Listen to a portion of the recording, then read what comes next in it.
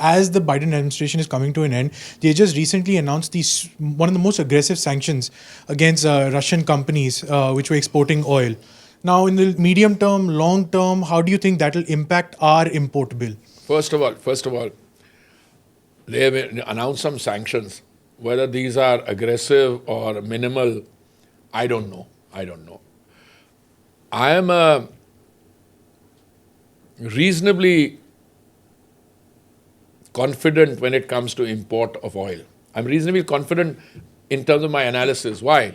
There is more oil available in the world today than can be consumed. The consumption of oil before all this turbulence was 102 million barrels a day.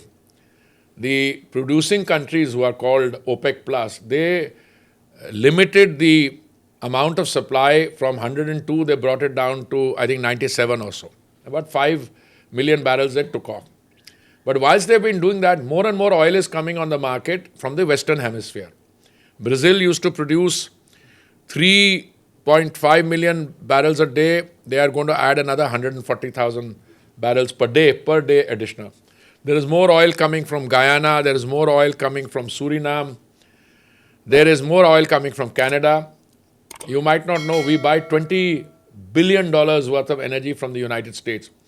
And even before the celebration of democracy there and the election of a new president, when I was in Gastech in Houston, the previous president, George W., had come there the previous night. I couldn't attend because I arrived a little late and I was in meeting. He said that no matter what happens, whatever the Biden administration says, US will be producing more. Now it's very clear from all the accounts I've heard that in addition to the 13 million barrels that the US is putting on the market every day, they're going to put another 1.4 million barrels every day additional. That means if you count all this, there's more than enough oil. How aggressive are these sanctions? I don't want to comment on that because I'm a minister, but all I can tell you is there's no sanction on Russian oil. It's that they have to comply with a price cap.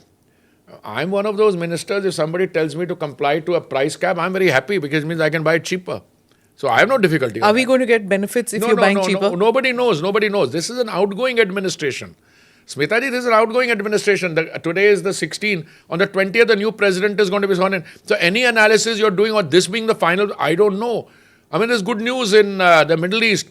The outgoing president actually said, and this is very interesting, he said that I'm very happy that the parties to the dispute have come in, and I also want to pay a word of thanks to the new president. The new president announced, well, I came to, I got elected and see, we got a peace deal agreement done. So just give it a little time.